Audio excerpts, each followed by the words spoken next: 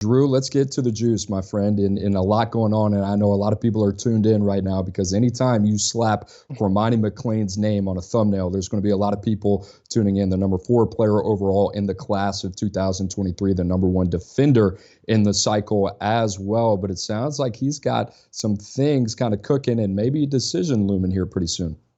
And that's kind of the case. Something I'd heard from people inside his camp that Cormani was looking to maybe move up his timeline, and he had never really established a set commitment date or when he would like to shut things down. We kind of thought it would be closer to the early signing period, or this could be a recruitment that could stretch into January, February for that traditional national signing day. But on Monday night, I was up in Lakeland. Lakeland's game got moved because of Hurricane Ian. And I talked to Cormani, and he told me that he thinks a commitment is coming soon. He still doesn't know when, but he would like to shut things down and just kind of focus on one school solely. He also told me just 3 schools in the running right now. Florida, they're the 24/7 Sports crystal ball leader, but then you got Alabama and Miami. Again, talking to people around him, it really sounds like this is a 2-team race, and I know we've been kind of handicapping it as that. I think it's between Florida and Alabama. Gators have done an excellent job. Cormani really enjoyed his time in Gainesville for an unofficial visit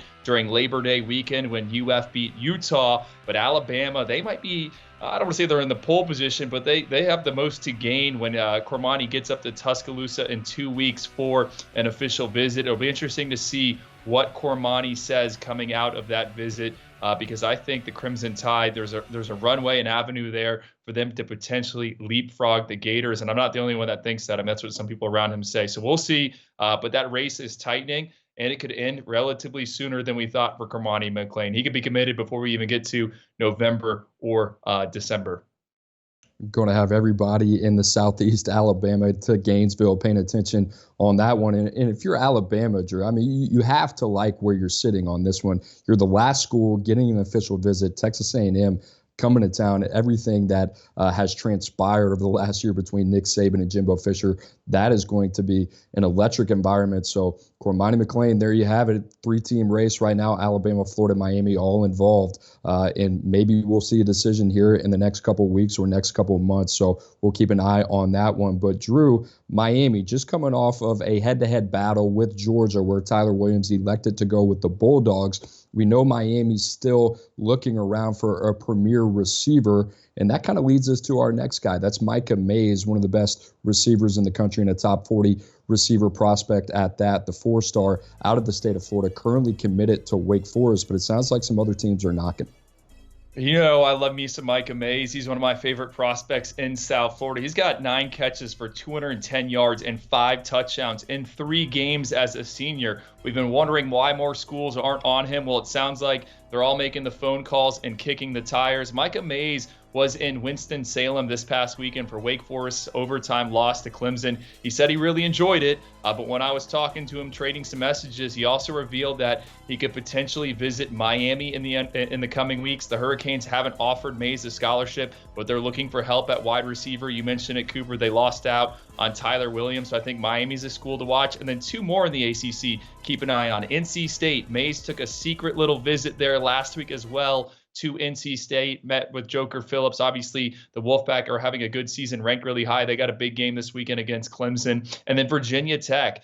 Mays told me there's been some contact with the Hokies who are looking for some help at the skill positions, just like Miami. And I think there's a chance Micah might take an official visit to VT. So a recruitment to track. You know, there's always a late riser in South Florida, and I think Mays has turned into that guy. And it also sounds like he could be at Florida State this weekend when they host Wake Forest. That all depends kind of on what happens with Hurricane Ian.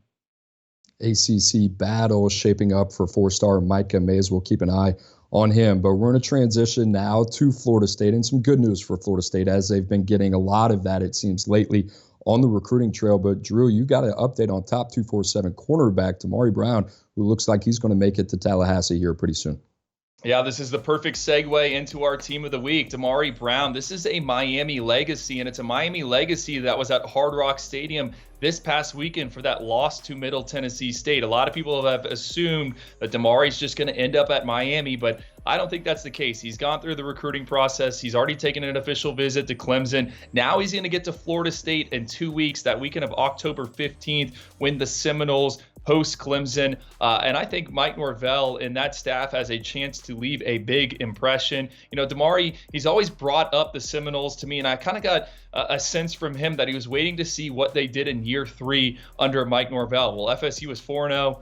Miami's 2-2. So I think the Seminoles should absolutely be considered a player for one of the top corners in South Florida. This is a guy that had 3 pass breakups against Los Alamitos. We know that's a great team with Malachi Nelson, Mekhi Lemon. He also had 3 pass breakups against Chaminade Madonna Prep a few weeks ago. So he's playing excellent as a senior. I think he's a guy that can come in and play early. And I'll always say this, bet on defensive backs that come out of American Heritage High School. They normally have success on Saturdays. We saw that last week. Jacoby Spells, true freshman, had a pick for West Virginia, pick 6 to seal the game. So Demari Brown, he's one I think we're going to be talking a lot more about, Cooper, in the coming weeks, as he's going to be a guy a lot of people gravitate towards.